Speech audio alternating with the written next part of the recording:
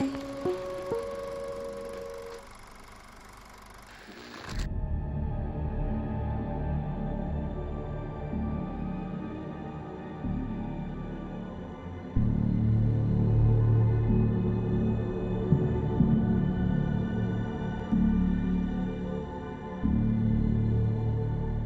you ever wondered what happens to the mind when the body is infected by the hiss? Research on the enemy types imply that the resonance makes use of the knowledge inside of the host, that they draw upon the experience and skill found inside. However, from the perspective of the individual, what do they see? Are they silent observers who witness someone else driving their body? Do they feel the pain inflicted upon them? Is there a struggle to reclaim control? After Hedron was killed, the HRA ceased to work. Emily mentioned that during the HRA outage, she saw horrible things in her head. We learned that the host is conscious in some form or another, trapped inside her head even as the body is animated by the viral resonance. If this happened to her, then it stands to reason that every surviving agent inside the oldest house had a similar experience when the HRAs all went down, the details of which are never revealed in the game. There is only one account of what was going on inside the victim's head. After the fake credits, Jessie awakens inside of a hiss dream. Trapped inside a warped version of the Bureau, she is a grunt office worker, forced into a routine of performing the same tedious task of delivering mail and collecting the coffee cups. A personal hell where a character flaw she has been struggling with since before the start of the game becomes the foundation of her prison. From being appointed director to this point in the story, Jessie has been very vocal about how she is not a leader, how she is hesitant to assume authority over the Bureau, that she feels more at home in the role of a janitor than a director. Internal dialogue and lyrics from Take Control inform us that she feels a history of failing people defines her. This neuroses dictates the nature of her hiss dream. In it, she is not in a leadership position. Because of this, she can simply live out her life doing basic tasks, being the bottom rung of the ladder forever. The question is, does every agent who is infected by the hiss witness the same dream? Do they witness themselves making copies for all eternity? Personally, I do not believe that this is the case.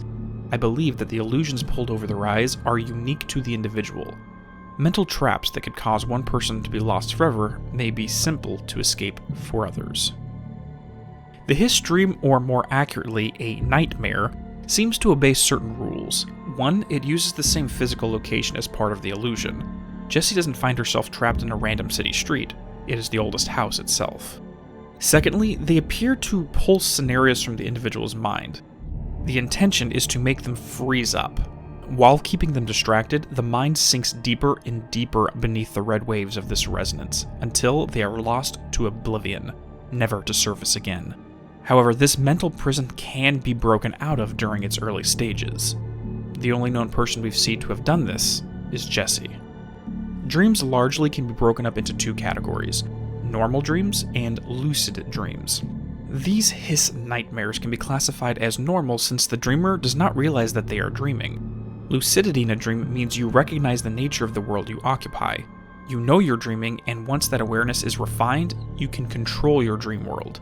In order to escape this first stage of the infection process, Jessie will need to recognize that this is not reality, learn how to turn it from a normal dream into a lucid one, then, as the title of the final chapter suggests, take control of it. This formula is similar to many forms of personal development. In a certain way of thinking, this trial within the hiss nightmare serves two purposes. First, it allows her to escape, and secondly, it leads to a form of spiritual development. This is shown by Polaris being awakened at the end of the road. So let's go through these four phases and line up the pieces. You can't find good help these days. Please give me a chance. I can do better. During the first cycle, Jessie responds to the imaginary agents, apologizing for taking so long and rushing around like a busy bee to address their trivial tasks. She fully accepts this illusion as reality. Within this stage, any mind where the hiss is burrowing in will forever be trapped. As we have seen with every other agent, it is next to impossible to break free from this. The dream world becomes a reality they cannot escape, and the hiss uses their bodies to eternally replicate itself. This first cycle can be classified as the ignorance phase. The shadow figures on the wall is reality for those in Plato's cave, unaware that there is a world outside. Where am I? What is this? I want it end! Wake up, please. I want to go home. The second cycle can be simply called the curiosity phase. Once the scene resets for this nightmare, Jessie recognizes that something is wrong. There's a void where Polaris once was, that she needs to wake up. Over the course of this process, Ahti will leak into this dream world to encourage and give her advice. The brain fog is clearing even as the hiss corrupt this place more and more. The infection is growing worse. Jessie will need to hurry. The dialogue from Trench no longer feels normal for a director.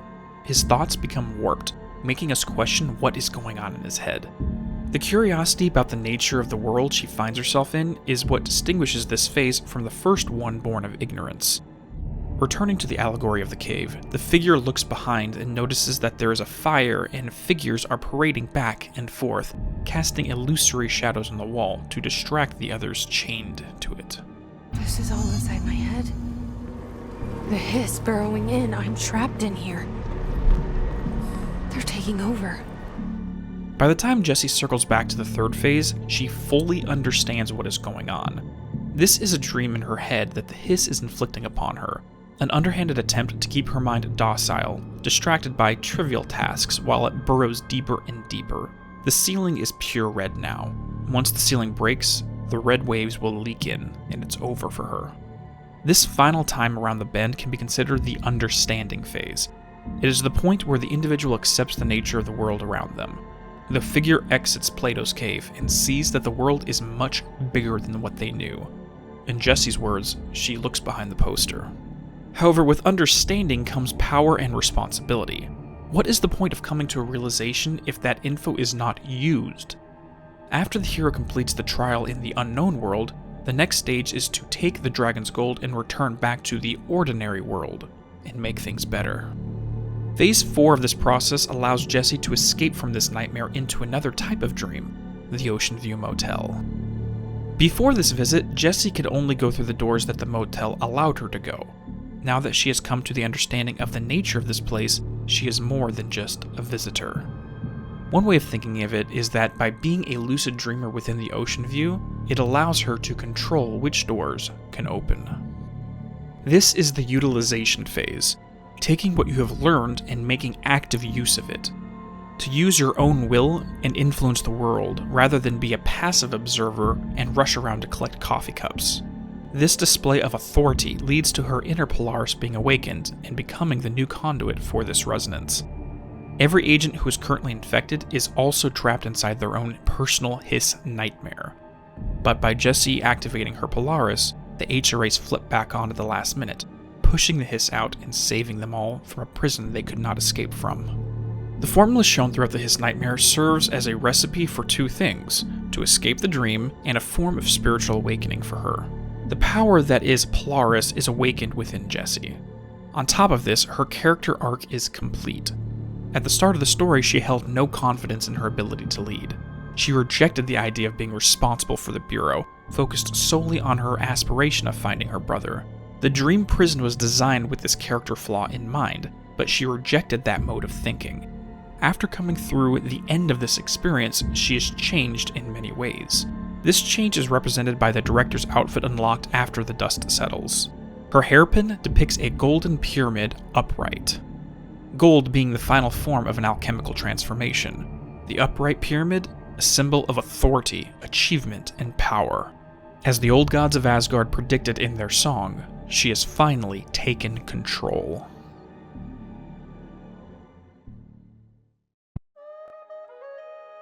Thank you all for watching. If you enjoyed, please drop a like, as it really does help out the channel. If you would like updates on new uploads, feel free to subscribe or follow me on Twitter. Have a good day, and peace be with you all.